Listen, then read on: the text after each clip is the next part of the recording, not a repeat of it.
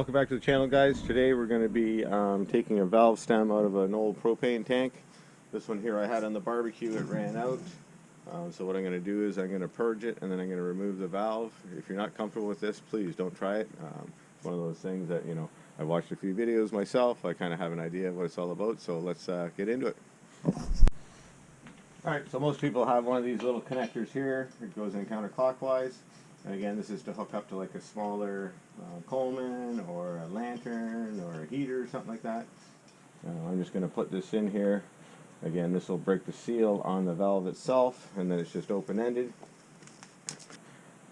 Like I said, I did have it on my barbecue and it did run dry, so you know, most of it should be there. It still has pressure, some air and stuff like that. So now I'm going to move on to setting up something to snipe the end of it and just remove the valve altogether. I've had to go and re-rig it against a tree here because I wasn't getting the leverage I wanted. So I just got a backer bar in case it needs to catch it, a couple of ratchet straps, got my pipe wrench on there and to snipe it.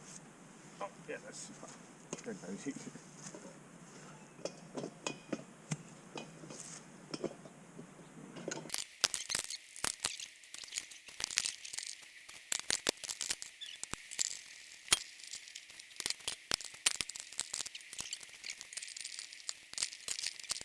Kind of mucking around and stuff like that, had to kind of snipe it, get a pipe wrench in, an adjustable, whatever it took to kind of get it going.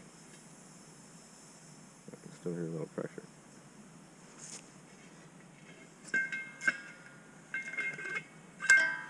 But there it is.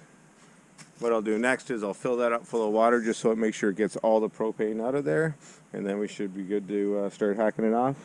This one here I might turn into some kind of wood stove or charcoal barbecue.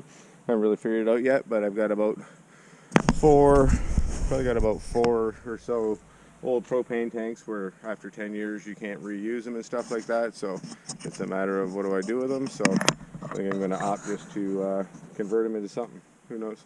Anyway, that's the first one I've done. I'm sure they'll get easier as it goes on. Alright, so I got the tank all filled full of water now. It'll displace any propane that was still left in the tank. I'm just going to drain that out, and then I was going to cut off all the handles and the base, but obviously it's starting to snow, so I don't want to do that in the garage. I got to take the paint off. I don't know if I want to get a stripper or something like that, but regardless, we'll start draining the water now. I was going to zip cut it with all the water still in it, cut the handles off, but it's still pretty heavy. I don't want to be slugging my back out, so as long as all the propane's gone, it shouldn't be a problem.